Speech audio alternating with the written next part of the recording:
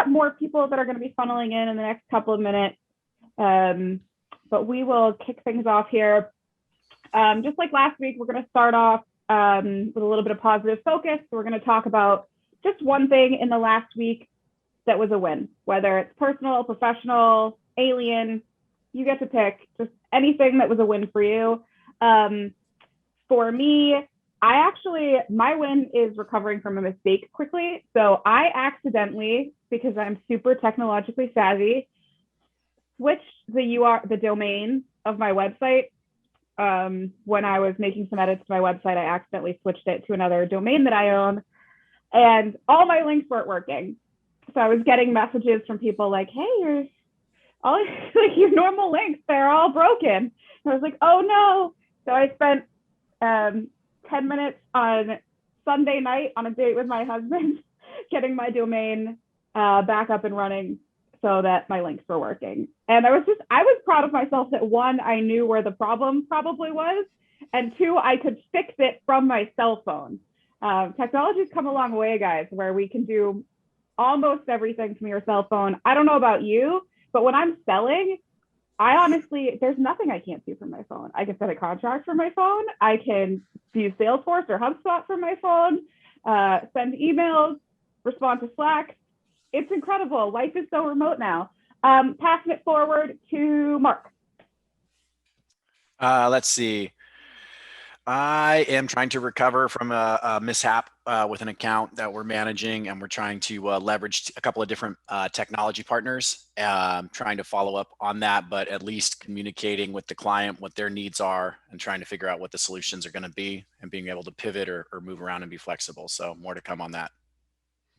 Awesome. Pass it forward. How about to Ralph? Well, let's see. We've got folks. We've got folks coming into the office, the San Luis Obispo office this week. They are here. We've been trying to come up with interesting things for them to do, and we managed to get that pretty well lined up. We're going to see how that works out in the next 48 hours, but I think they're going to be happy with what we've lined up for them. Awesome. That sounds like a fun time. It's always good to get together with colleagues. Pass it forward, Ralph. Well, I see Mace in there, so. No big sales progress for me, I'd say, but just some personal stuff. I guess just figuring out all my student loans. Got that all in order now, which I'm happy about. And yeah, looking forward to moving forward. And then I'll pass it on to Tim. I apologize for being late. I had an unexpected Windows update, so I need to understand what we're doing. I'm sorry. No worries. So we're doing positive focus, just how we kick off each week. And it's just one thing from the last week, personal, professional, anything you want that was a win for you. Okay, cool. Sounds good. Last week, we got a verbal commitment for the Raiders on moving forward on a new project, so I'm very excited about that. Love that. Yeah. I think, Michael, you're the only one left. And that is my turn. And I think that student loans is definitely a business point, Mason, so kudos on that. I'm planned my vacation coming up in a little over a week, and I'm psyched. First one coming up this year. Awesome. That sounds exciting. I hope you have a great time and get some time to completely unplug and relax. Trip up north. Well, we never do that in our world, but we're always tethered via the phone. But yes, I'm excited about that and learning California. Awesome. So this week I put together a course on building the list. We actually have 4 or 5 other registered attendees who are here, but it's all stream guys present, so we can really focus on your business today. And they'll get to watch the recap and hopefully pick something out of it that's useful for them. So when I say the list in this context, I don't mean your individual list. I mean the strategic list of accounts that Stream Guys says, these are the accounts that we think we're going to have an unfair advantage to close that align with our overall strategy and brand, so much so that like, these are the accounts where we would put the logo up on the website. We'd be celebrating, everybody in the office gets lunch. That's the type of list we're talking about. Because this is really about everybody on the team aligning strategy. So think of it kind of like a key account list, but this should really align with your overall total marketing go-to-market strategy. We're going to kind of reverse engineer this a little bit and talk about truly understanding your offering. And there'll be some other steps in here that have to do with really understanding the go-to-market strategy that you have and your goals as an org. And I want to note one thing before we dive in, which is that there's no expectation that you guys are going to know all of this today, because this is one thing that historically at the majority of technology sales companies, salespeople don't get enough feedback on these things. So this is kind of almost a guidebook on the things that you need to take to senior leadership, your product people, and say, if we really want to get here, this is what I need to know. So when we're talking about, and you can also talk to customers. I don't know how open your policies are on that, but if you don't have a marketing team working around the clock to create case studies for you, one of my favorite things to do when I'm sitting in a sales seat is just be like, I'm not waiting for marketing. I'm just going to go talk to a customer and get the case study myself. So first and foremost, it's what is the problem that your product is meant to alleviate? And sometimes there are a lot of problems, but really focus on which is the most important. Do you guys know what is the problem that you solve for most often that customers are coming to you and being like, oh, thank God, I don't want to deal with this anymore? Reach an audience.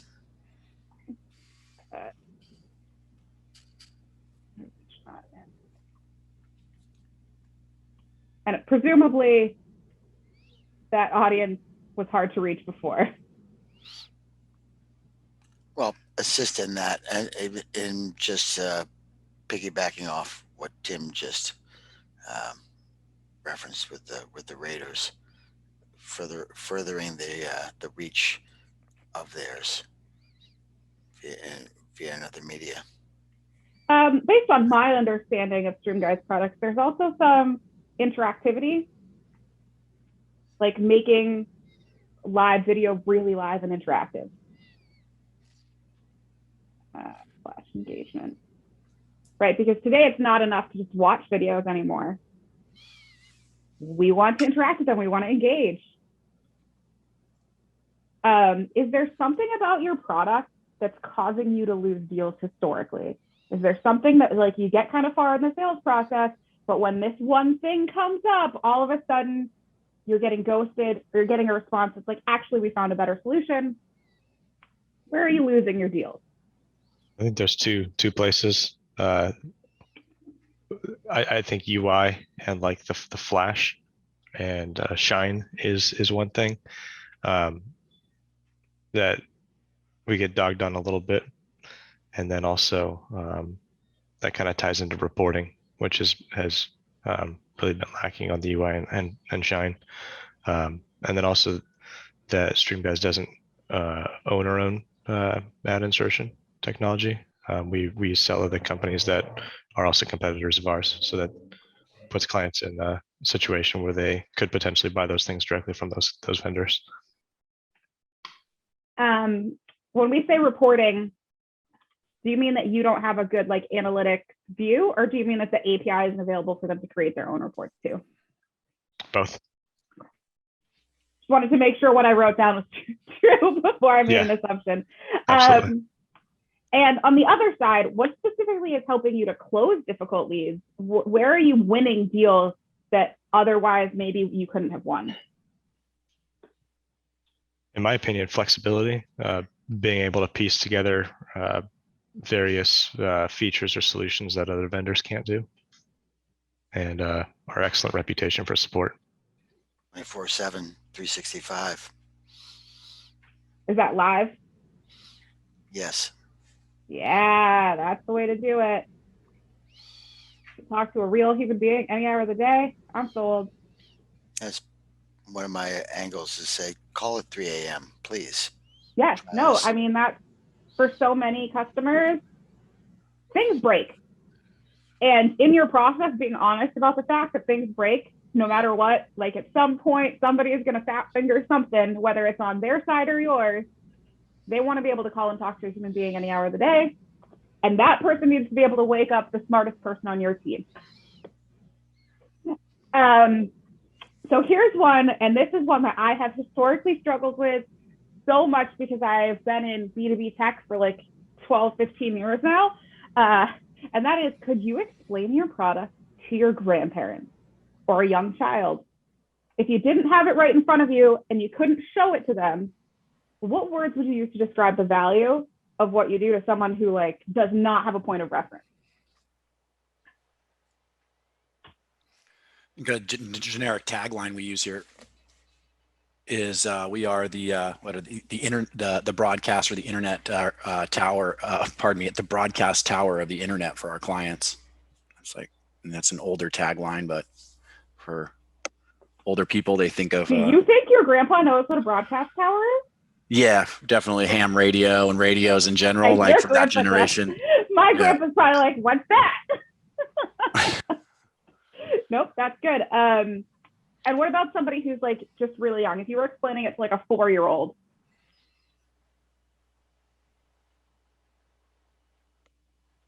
I don't have a 4-year-old. Okay. Anybody got a take? Because if not, I'll give it a try. Okay. I'd say we get the audio on the internet to people. That's as simple as I can make it, I guess. We make audio and video more fun. Right? And it's, you gotta like, when you're thinking about things from a perspective of explaining to someone who doesn't have a point of reference, it's like the barest, most simple way you could possibly explain it is like, we make something better, cooler, faster, whatever. And you'd be surprised how often when you are talking to like a super technical decision maker, they have to go sell it internally to someone who doesn't have a point of reference. And you want to empower them to do that by already having it figured out, right? So it's like, here I am talking to a CTO and he understands it, right? He gets every caveat and every piece of what we're talking about. He knows why the specific code that we're writing is important. He gets it, right? But he's got to go sell it to like a CFO or a CEO who's like, I don't know, why should I care that it's in that file? Or why should I care about the encoder size, you know? And they need to be able to say, well, it just makes our video better, right? Like it makes it cooler, makes it more interactive, whatever that is, you got to slim it down so they can win internally.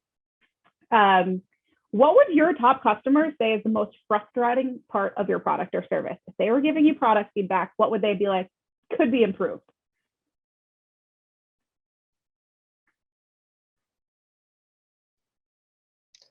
I'd say reporting in UI, personally. Is everybody agreeing on that one? What would those same customers say is the most helpful?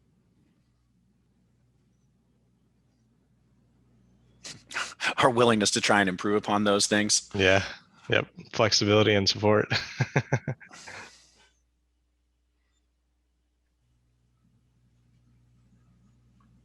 Would you be comfortable using the product or service that you're selling in your day-to-day life?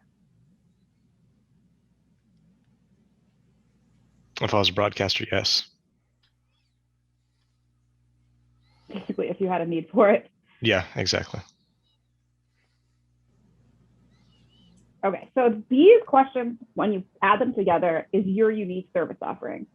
If you have an excellent marketing team, they may have already wrapped it up and made it pretty for you.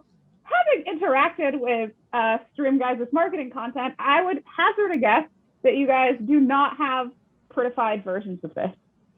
But that's okay, because you have the ability to create things on the fly. It's really easy to take this same information and just put it into a slide on a slide deck, right? One of the things that I talk about a lot when selling is radical transparency, which means just saying these things about our product, not great. And if those are your top priorities, we're not the team for you. We're working on it, but I can't promise you that's going to be on the truck next week. But these are the things we're really great about. And this is what our customers say are our best features, right? Like we have 24/7 support, somebody answers the phone, they are helpful, and they get you where you need to go internally to get your problem solved. We're flexible in the solutions that we can provide for people. If we don't have it, we're willing to build it. And specifically, if you can get quotes from your customers, it goes a really long way to have someone's actual words and names in a slide deck. If you just have a slide that's like, this person said, we have the best support team on the planet, whatever that may be. You're also going to want to connect this when you're talking about building the list to the people who are going to appreciate what makes you great, because you have competitors and the companies that you are selling into have different priority sets. And one thing that can be really hard when you're in outbound is figuring this stuff out before you talk to somebody, right? Like, I don't know until I've talked to Disney what they really care about. But a little bit later on, we'll talk about like buyer personas and the different types of, verticals there are. And you can sometimes find patterns in those where it's like, okay, well, everyone that's in sports broadcasting seems to care about these three things. Everybody that's doing OTT delivery of, kids content seems to care about these things. So if you want, you can go to HubSpot.com/make-my-persona. And that's a really cool tool to build it with prompts. And then you can download the file at the end to build different types of personas. Now, from my perspective, it's a very simple builder, but it'll get you started, and then you can drill a little bit deeper later. The types of questions that they're covering are like your industry. Do your best customers work within a particular industry or set of industries? If I remember correctly from last week, you guys are doing really well with religious and sports. That's still accurate? Anything else we should add there that's a vertical that you guys are just killing it? Public media. Public media? Mm-hmm. Are your best companies coming from companies that are like similar sizes?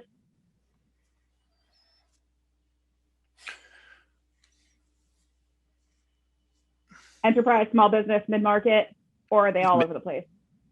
I think we talked a little bit about this last Monday. I would say, I don't know definitively, but I'd say mid to small market. I don't think we're like in, S&P 500 territory of true enterprise level.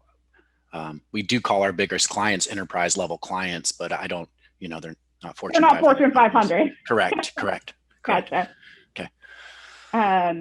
And the buyers, I think we talked about this last week, and you guys are usually talking to like director and above, digital, audio, sometimes business development and marketing. Anything else that's a really common title that you guys are talking to?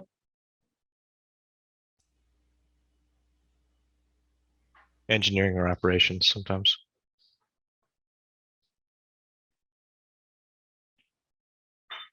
And then like revenue wise, how much money are your customers typically earning in any given year?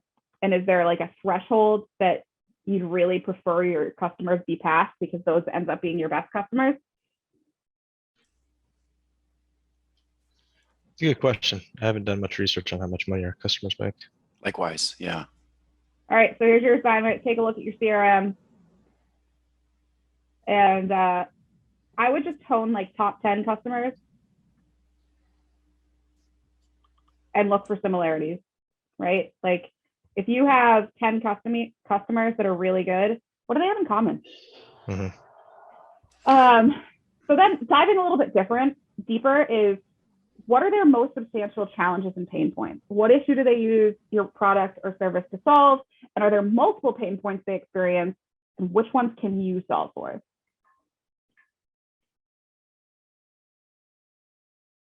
So we said reach, interactivity and engagement.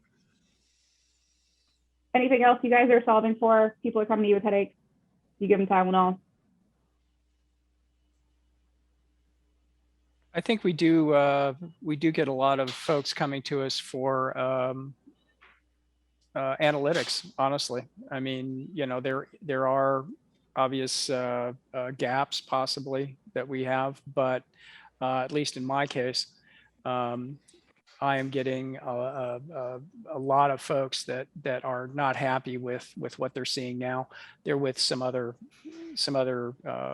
provider, and that's their major pain point, is they just want to find out who's watching or who's listening.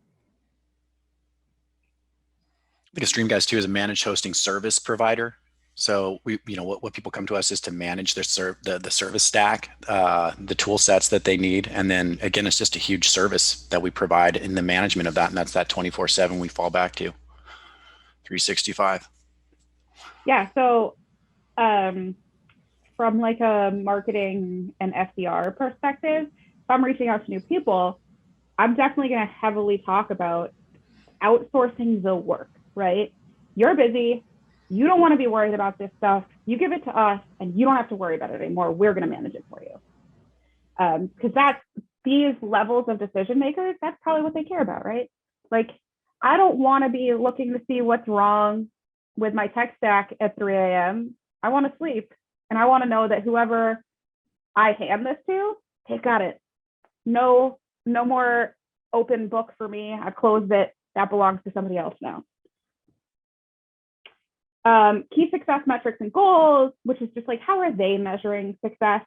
This is particularly like, if you're doing a discovery call, always find out how they're going to decide if you guys pass the test, right? Never leave that open. What's the success metric? And once you know that, you can build your list for customers that will measure you as successful. Do you guys have anything in particular that you think stands out to you as how customers are measuring you today? I think response time and uptime are basic ones. Some opportunities right now in front of me are based on revenue projections. And I'm not sure if that's really a value. It's not value propositioning, but that's like, revenue projection. Are they going to get a return on their investment, right? Yeah, like, exactly. Probably some latency stats in there that they care about depending on the company. What do your customers like the most about your products? What do they dislike? What are their must-haves when it comes to new purchases? We already covered that above. Technographics, which is like, what tools are they already using? What do you have to plug into, right? Are you coming across deals where you're losing because you can't plug and play with their tech stack? Or are you, pretty cross-compatible with everything that's out there and you don't have to worry about it?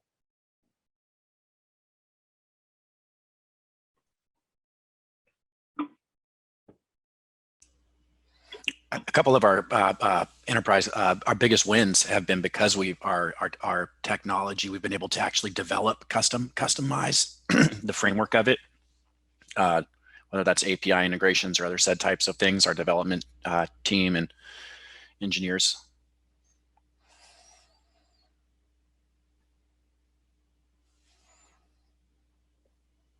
Awesome.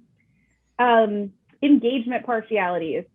This is actually, I think, one of the biggest indicators of overall sales success is willingness to engage with your prospects the way they like to engage. So do your best buyers prefer to engage by phone, email, social media, in person, on Zoom? Is there a particular time of day when they're most available? And how many times does it typically take of reaching out before they start engaging with you?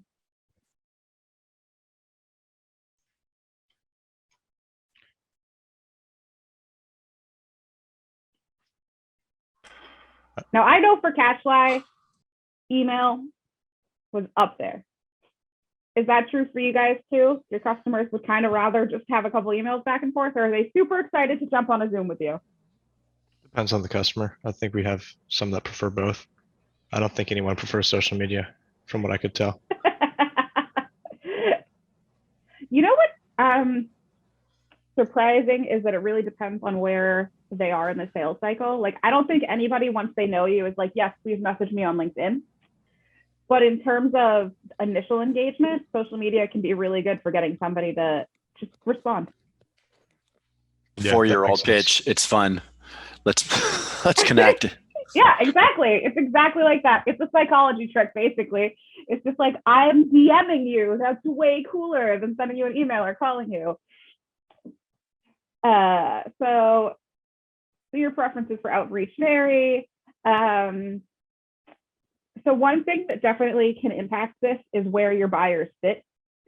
So obviously the time of day is going to be different for somebody living on the West Coast versus the East Coast versus being in APAC or Europe, because they probably more often than not want to engage with you during their working day. And so finding flexibility for that, it can be difficult, but when it comes to closing deals, inconveniencing yourself to be present when the customer is working will definitely pay off for you in the long run. Communication styles. So this is kind of a listening thing, but I would encourage anybody on the sales team to spend a little bit of time looking at how people in your target market talk about the industry. Like what terms are they using? Because one thing that we tend to do as tech salespeople is wrap things up in our own terminology, right? You have your own internal language that you use for referring to things.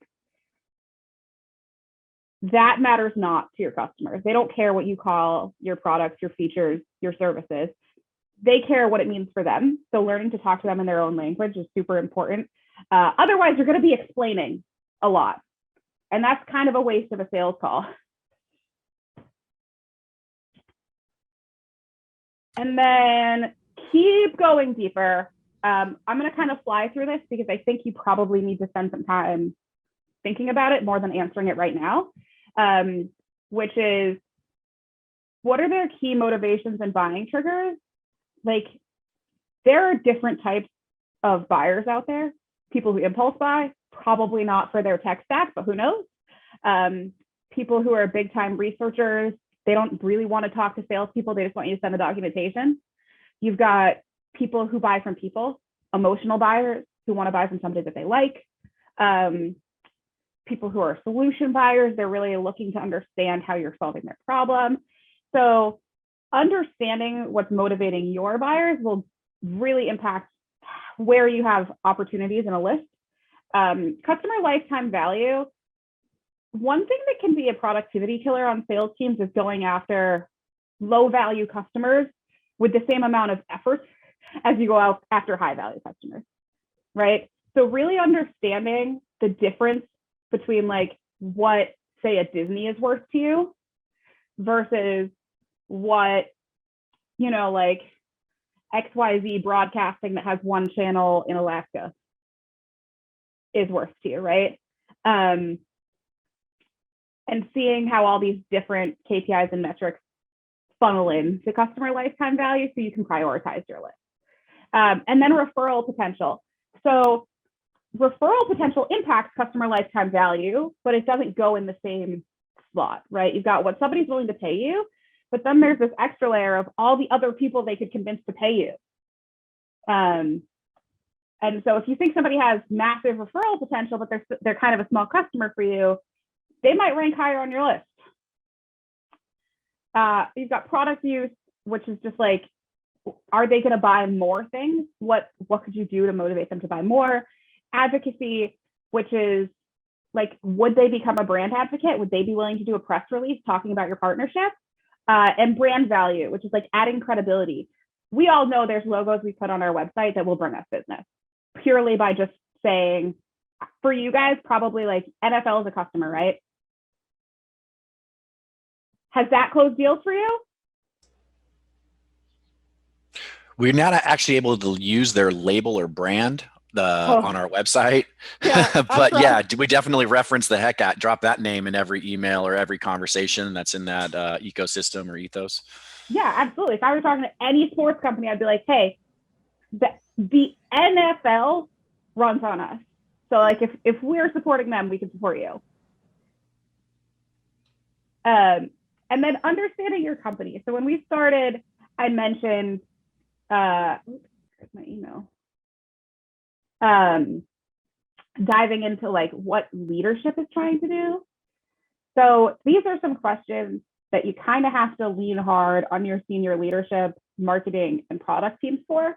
But it's like, where's the company trying to go? Are your probabilities, are your priorities, revenue, profit, logos? What's the goal? When's the timeline? So if you're saying like, they're talking leadership and they're saying in a year, we want to double revenue, that's a different priority than saying over the next 6 months, we'd like to increase profit 30%. And a lot of companies make early mistakes not differentiating how these things fit into a long-term strategy, because I know for sure I can go close revenue, no problem, but we might lose money on the deal. And sometimes that's a strategic decision that you want to make because you want to put up big revenue numbers because of something leadership's trying to do. Maybe they're trying to get acquired or go public, whatever. But more often than not, if you're privately owned, profit is a much bigger, more important number than revenue. But it's important to get that information. And like if you have a marketing team, they may have some strategies that are like, we'd really like to bring on 3 key logos, and I don't care if we have to lose money to do it because I need those on the website so that we can improve brand presence. What is the brand image you're trying to convey? So like if you guys are focusing on religion and sports, that's a different brand than if you're focusing on like e-learning and I don't know, like porn, huge video user, right? So you kind of have to think like, what is our brand? What is our image? What are we trying to put out there? And what companies align with that? Are there specific industries that you're trying to grow your presence in? Strategically, have you guys made a decision about which industries can get you to that top level goal? So like, I know from having been in a similar space to you guys for years that like media companies, big logos, big spend, not always a ton of profit. Because they expect costs to be low. They've been driving it down for years and they don't want to overpay for the value of what they're getting. So while those deals can be great long-term, they might not actually be the deal you need to get to profitable. Where are the greatest opportunities for growth? What verticals have you been like ignoring that you could grow your footprint in? Is there a product roadmap you should be aware of? Which companies or indicators that companies might have, do you have an unfair advantage with? These are like the companies that if you could get them to talk to you, you could win because you can solve their problem.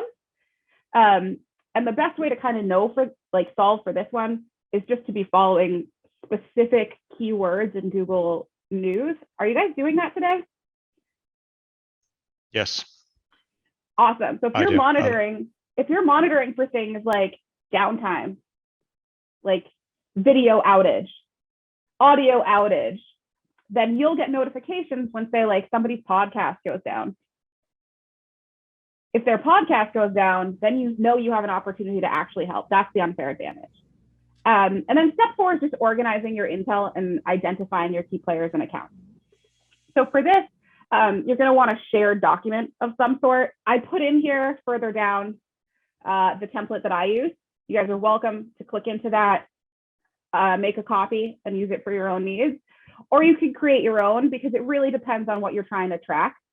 But you want to share it with everyone who's outbounding and give each other relative feedback. So sometimes your CRM is set up perfectly for this, but more often than not, they're just not.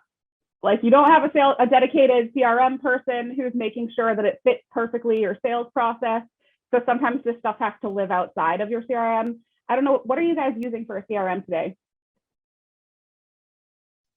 We use Zoho. And Okay. it's all sales inputted from the sales reps. So we don't have things like company revenue. Right. So it's not custom. I used Zoho a little bit for my consulting company early on, and I don't think it even is particularly customizable the way that like a HubSpot or a Salesforce is. Although it could be on like the higher level plans that I just never was interested in subscribing to. But essentially, like if it doesn't exist in the CRM, just make it yourself in a spreadsheet so that you're tracking the things you need to. I highly recommend creating a regular meeting that you have as a sales team where you're reviewing the list and you're taking companies off and putting companies on and meeting as a team to say things that you saw and share things across accounts. Because the best salespeople, we help each other win. It's not just about my deals, it's about everybody's deals.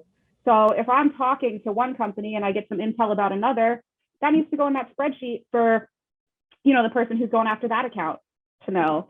And this is particularly good for that SDR AE like connection where you're sharing the information, you're sharing a strategy.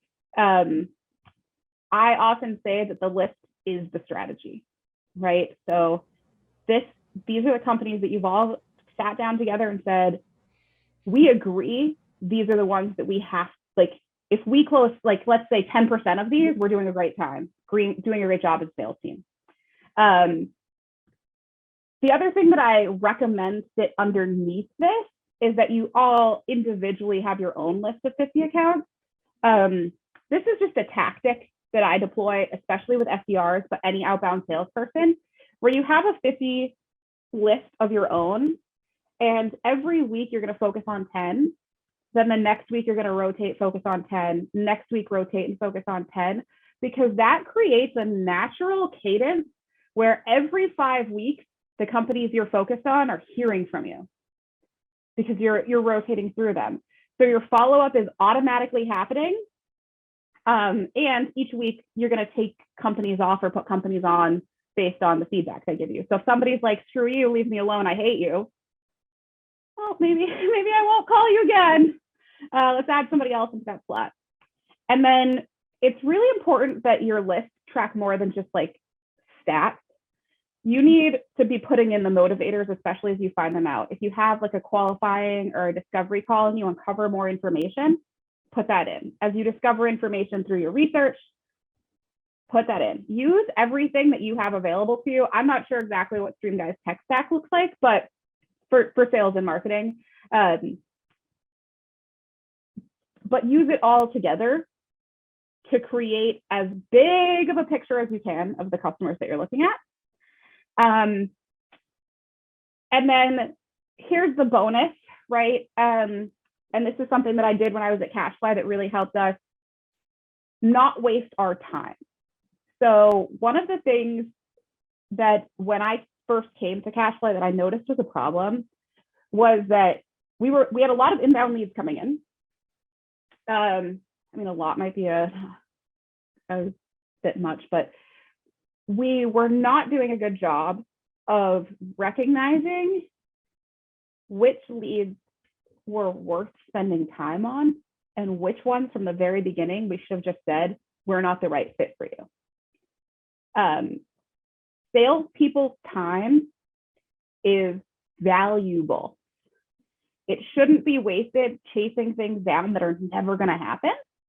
So learning to say no, to filter things out as soon as possible is really important. And so for this, I recommend you create a lead scoring spreadsheet with 5 key things that you're looking for in customers. Now, when I was at Cashfly, they aligned with our core values as well as our 5-year plan. So I built those 5 things from basically like, do they align with our core values? Are they going to be easy for us to work with? Are we going to like working with them? Are they going to be willing to pay us well for what we're doing? Can they make recommendations and referrals for us? Like, how good is the logo? And I'm forgetting what the 5th one is right now, but I think you get the idea, which is like aligning it with your overall strategy. And and then grade them essentially. So at Catchlight, we had 5 things, each one of them rated on a scale from 0 to 5. Something that spit out a 25 was automatically a key account, all hands on deck, everybody look at it. We're going to strategize on these accounts. Something that was a 15 was for SDRs. It was like, ask the AE if they even want it. And anything that ranked below a 15 was, you need to run the qualifying call and protect the AE's time so that they're not wasting time chasing something that's no good for them. And then after the qualifying call, we'll update the spreadsheet and see if they're worth talking to. Anything that was below a 10, we just threw out and said, hey, we're not the best business for you. Saved us a lot of time. This is just a visual of kind of like how lead scoring can work. There's a lot of different methods for it, but if you don't have lead scoring built in today, I highly recommend implementing it so you don't end up wasting your time on crap. Especially, I know that you guys have incredible solutions engineers. I brought them into my calls. Their time is even more valuable from my perspective, right? Like, you got SDR time, which is, it's not that SDRs aren't important, they are, but their time can be wasted by a customer, that's okay. AE time, I don't really want my AE's time being wasted by customers, but sometimes it happens. And then you've got SE time, and solutions engineers are bridging this gap, right, between sales and engineering. And that means they're usually not quite as much extroverted as your salespeople are. And you're going to burn them out if you have them in customer-facing calls with people who cannot buy your product. And then they're not going to want to get on calls with you. So anybody that's sitting in an AE seat here, buy your SEs like lunch, buy them coffee, thank them for being on your calls so that they come to your calls energetic and ready to do it, because they'll help you close deals. So yeah, rank things from crap to incredible and have tiers in between. Anything else you guys want to talk about? Any questions you have? Other pain points that you're having in your sales process? This course is really set up for SDRs and BDRs, but I've done full cycle sales and built processes from scratch, so I'm more than happy to answer your questions about other pieces of the sales process as well.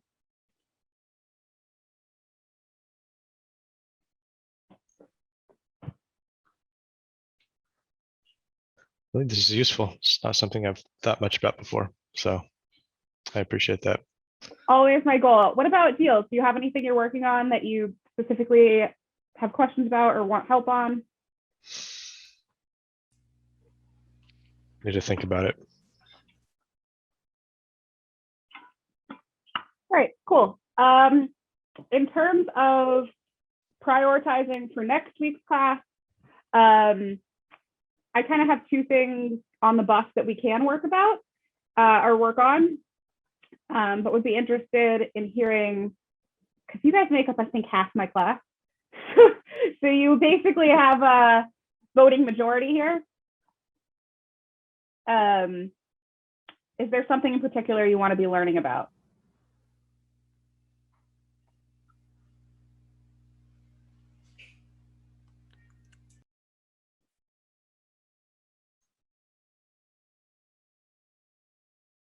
So the 2 I have prepped that we could do are prospecting and working events, and cold calling. Is one of those higher priority for your team than another?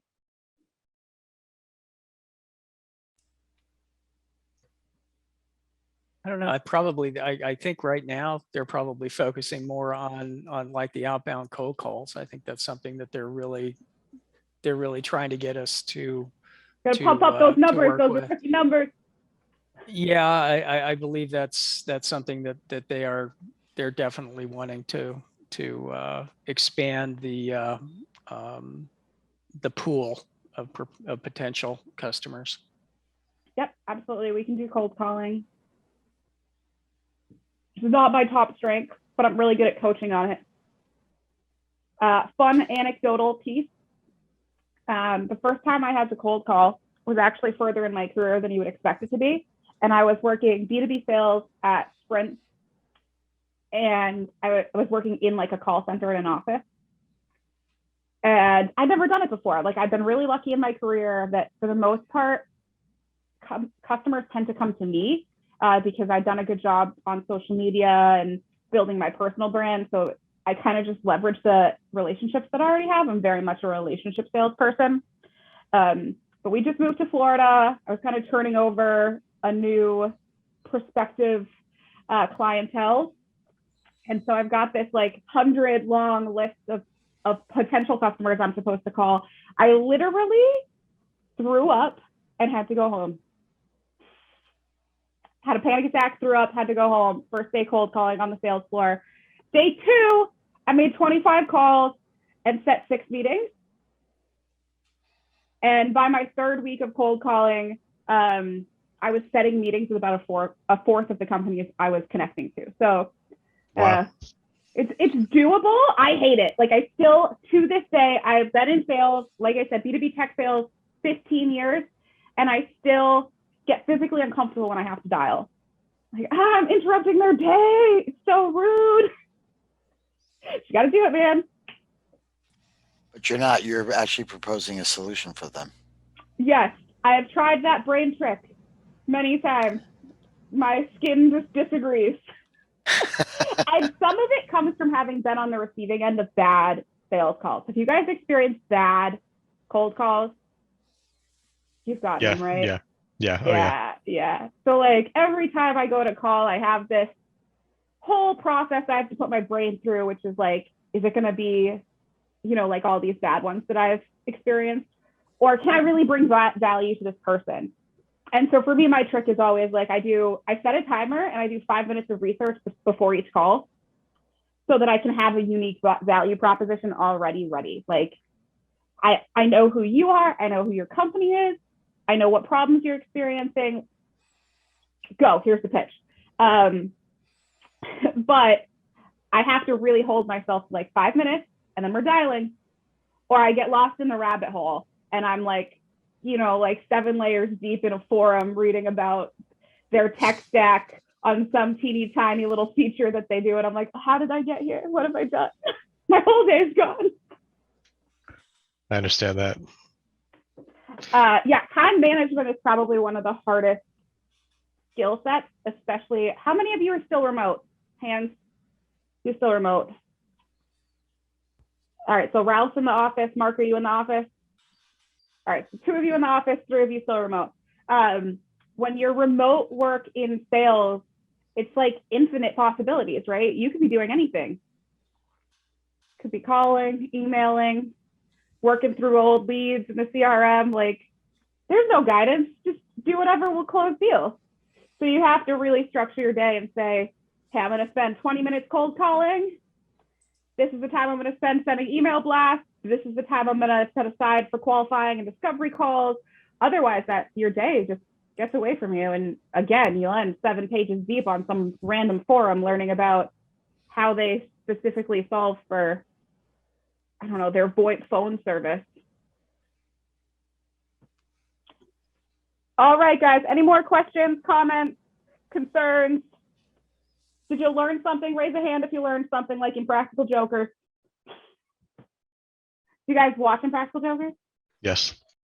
That's my husband and I's like go to sleep show. And every time I watch it, I don't know about you guys, I suffer from imposter syndrome terribly. So I always am like, am I really even valid? Should I even be here? And then I watch Practical Jokers and I'm like, if people will raise their hand and say these guys taught them something, I'm fine. Yeah, those guys would be phenomenal sales guys. Yes, they would. They really would. Q used to be a firefighter, a fireman. And that blows my mind every single time I think about it. I'm like, he used to like go into buildings that were on fire and save people's lives. And now he makes fun of his friends on television.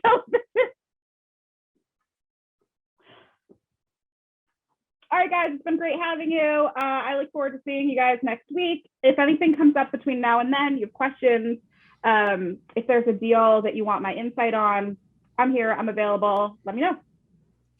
Awesome. Thank you, Megan. Appreciate Have a it. great week.